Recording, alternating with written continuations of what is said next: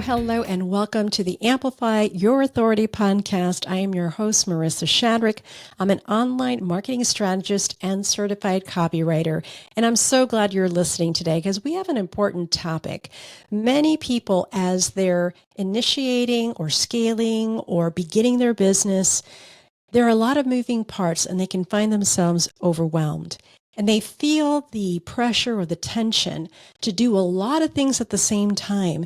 And they get in this situation where they're busy, but they're not really getting a lot of things done. And that could be very frustrating. They can feel overwhelmed. Maybe they'll procrastinate, and they don't feel that fulfillment that they wanted to when they first started their business.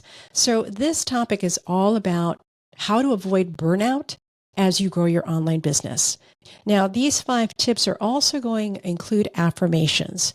Now, funny story about affirmations. I thought there were a lot of woo-woo stuff back in the day, but there's a lot of science behind affirmations, and I've come to realize how valuable they are. I knew about brain science and about pathways that we have and how we can create new pathways, but I never made the connection with affirmations. And I was reading this book, and you may have read it. This is my second time going through it. It's Mind Your Mindset by Michael Hyatt and Megan Hyatt Miller. And there was a portion of that all of a sudden it clicked. So I'm going to read it to you so I get it correct. And I'm going to then share the 5 tips with the affirmations. Now, if you don't know anything about brain science or the plasticity of our brain, we have these default ruts, you might say, where our brain is always trying to find answers or solutions for us. And sometimes those ruts are based on false beliefs, limiting beliefs. It could be based on a negative experience in our past, and it will create these ruts. And so the outcome may not serve you as well as you would like. But here's the beautiful part about the brain. It can create new pathways, but it takes a long time to rewire your brain. So as you say affirmations over and over again, week after week, and you say it to yourself month after month, you begin to build new pathways. And these have to align with your beliefs and your values. They can't be something outrageous that you just pull out of the air. It has to be something that's true about you.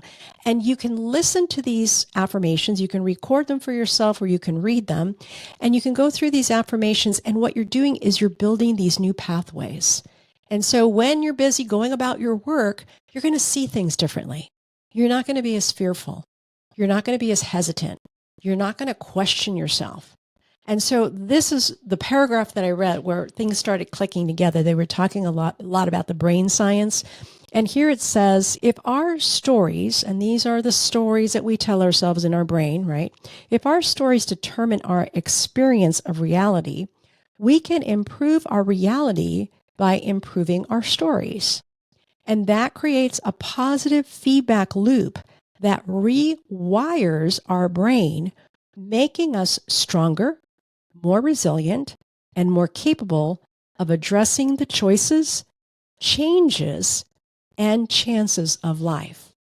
So once it clicked and I understood what I was doing, I was creating new pathways, then I started embracing the idea of affirmations. So I had to give you that little backstory before I give you the 5 tips with the affirmations, so it makes a little bit of sense. Maybe you already do this. Maybe I was late to catch the train, right? But in any event, I'm going to share this with you. So this is all about avoiding burnout as you grow your business, and I've got 5 tips for you. So the first one is embrace reality. Take a look at where you are right now. What are your results?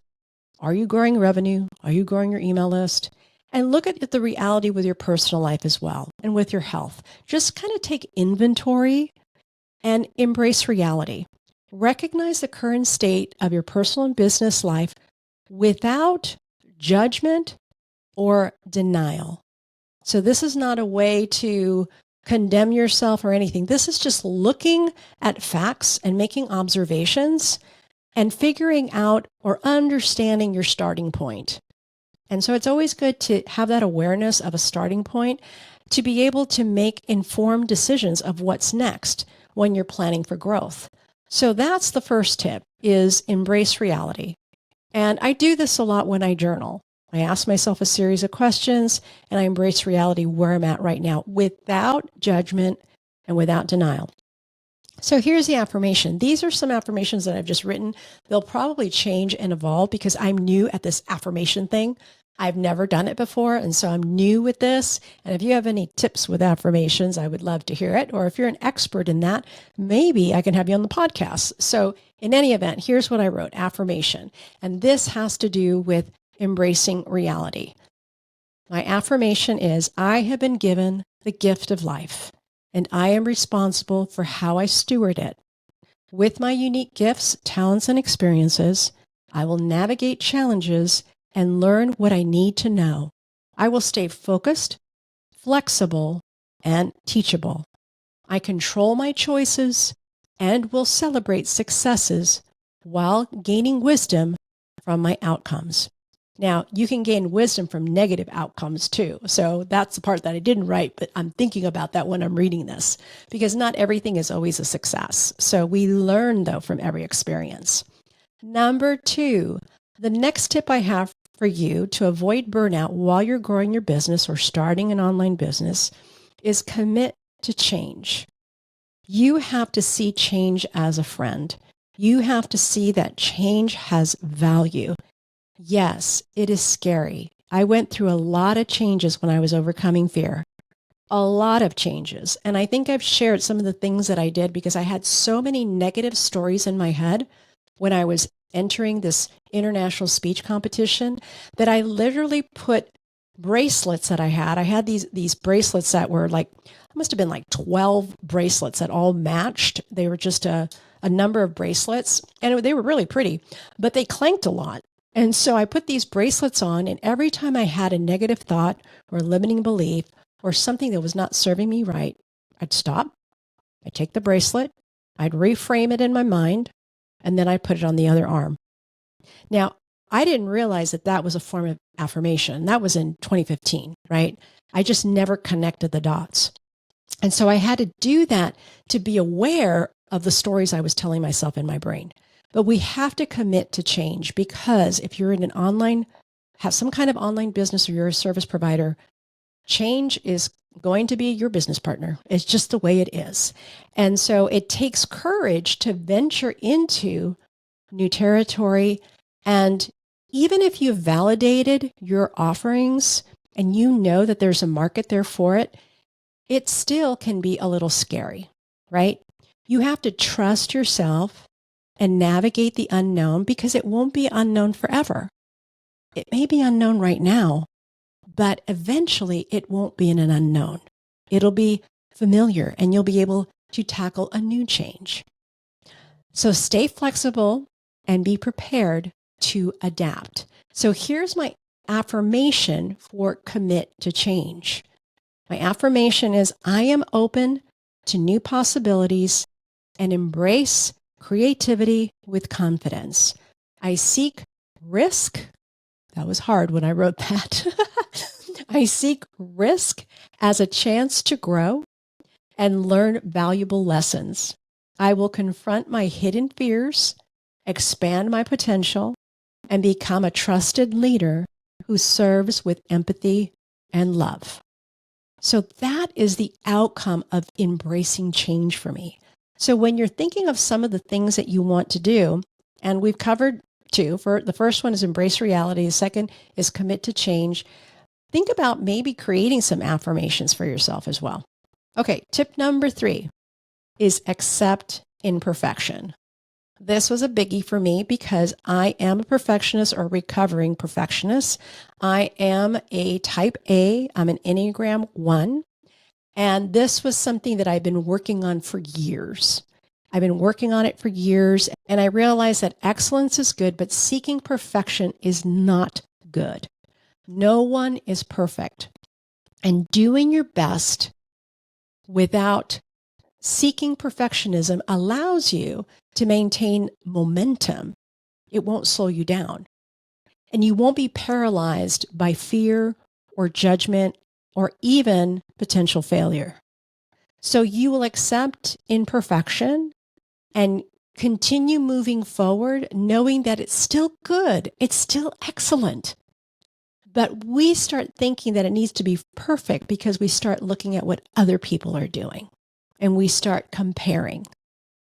But with what you're doing, with the resources you have and the knowledge you have, do the best that you can, pursue excellence, but don't let perfectionism get in the way. Be kind to yourself. Acknowledge that everyone experiences some level of imposter syndrome. Everyone does.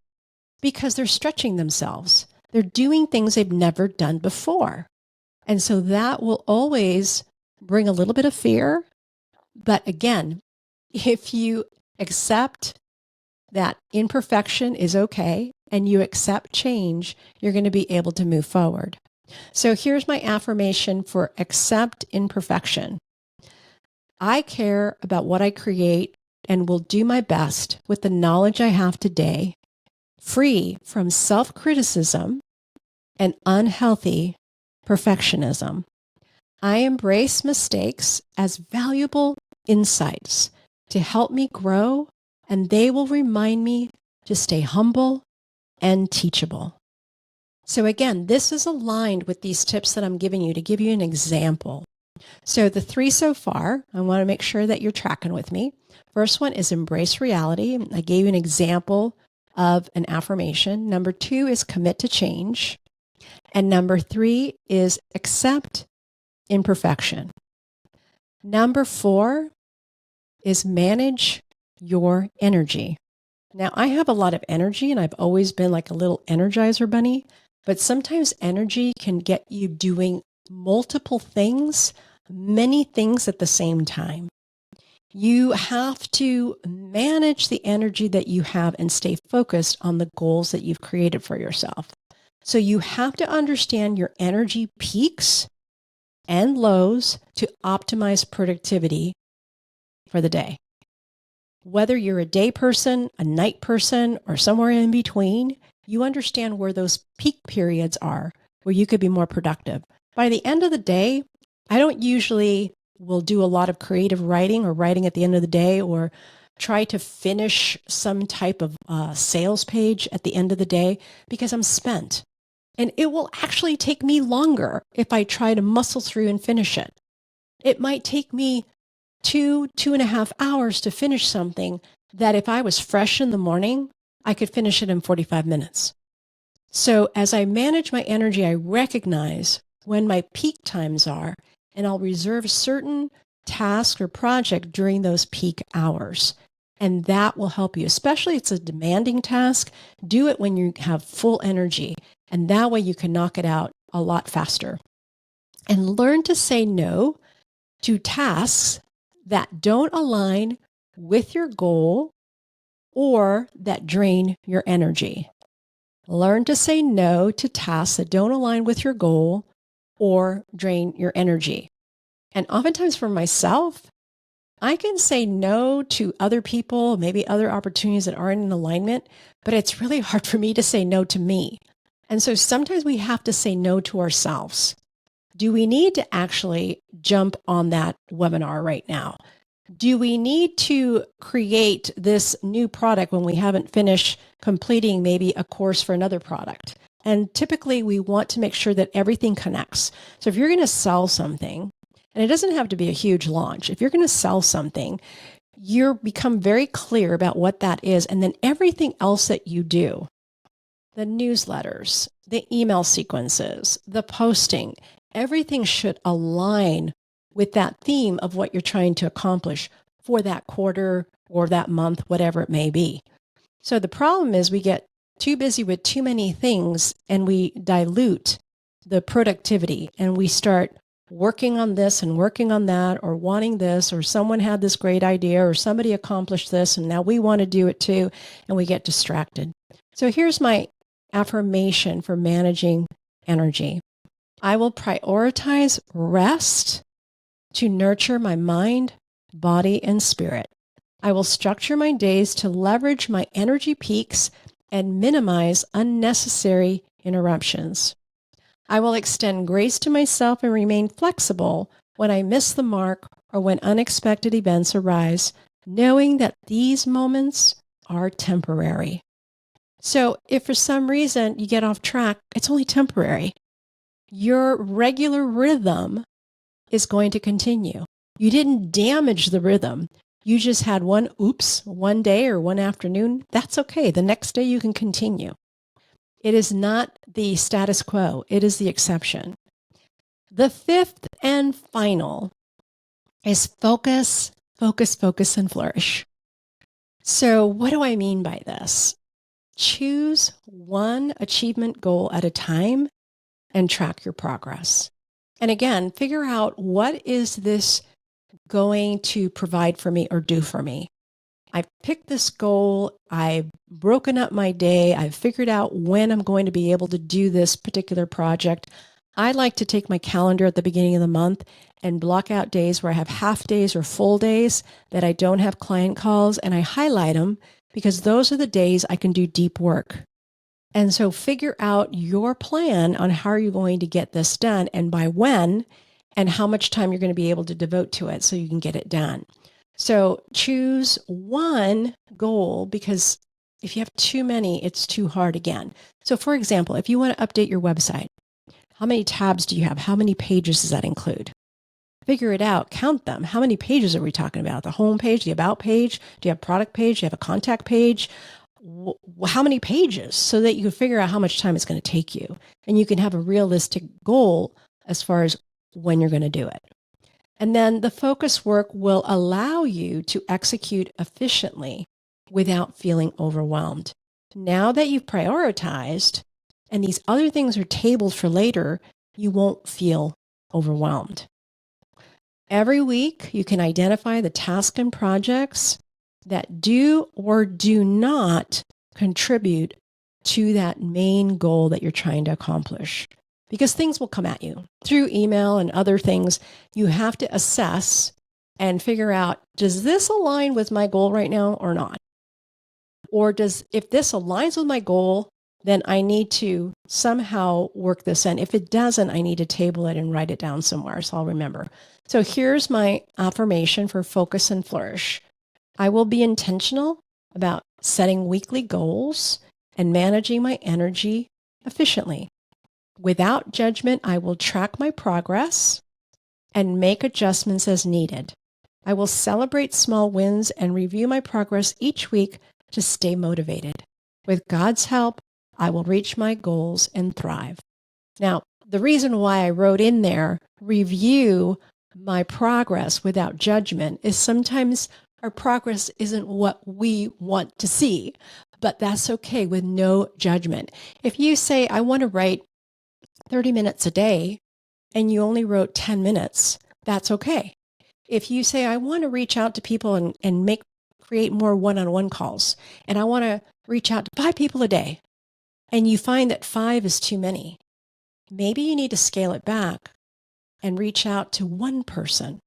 One person a day is 30 people a month. That could be a good starting point for you if you're that busy. It's much easier to reach out and have an authentic connection with one person than try to systematize it and connect to 3 to 5 if you don't have a lot of time. So let me go over the 5 in review. So again, this is how to avoid burnout and grow your online business. It's number 1, embrace reality. Figure out where you're at right now. 2, commit or recommit to change. Number 3, accept imperfection. No comparison traps here. Number 4 is manage your energy. And number 5 is focus and flourish. I hope that has helped you today. I know when I started writing these affirmations, I really enjoyed it once I understood how it worked. I'm a late bloomer, what can I say? But you might want to do that for whatever goals you're setting, or maybe it's self-criticism. Maybe you need affirmations just to build up your confidence, because you're an amazing person. And so if you haven't heard it lately, hopefully you're in a community. I know in our community, our mastermind, we do spotlights, but we also do reverse spotlights where we speak into the life of a person and they will turn off their camera and we just share all the value, the insights. We share all about them, what we see in them, and the potential that we see in them, and the gifts that they have, how they've blessed us. We share all this because sometimes we're so blind to the gifts and the abilities and the experiences and the things that God has given us. And sometimes we need an outside voice to remind us of those things that are already within us. So even if you're not in a mastermind group, you can get with some friends and do this, or get with your spouse, or maybe a girlfriend or a colleague, and say, I really need to kind of see what I can't see for myself, and do that. And maybe from that, create affirmations to build your confidence so that you can take that next step and have that energy and momentum to be able to grow or scale your business. Alrighty. Well, I hope that was helpful. Remember, I would love to see a 5-star review so I can continue to produce this podcast and influence and have impact. That would be wonderful. I would love that. And if you're someone that really understands this topic, I'm kind of interested to connect with you. Let me know, because I'm kind of fascinated by all of this. I've always followed Caroline Leaf, and I've been really diving into some Michael Hyatt content, and it's all making sense and connecting the dots. But it would be lovely to be able to talk to someone who's an expert in this area. So until next time, thank you so much for tuning in, and I'll talk to you soon. Bye-bye.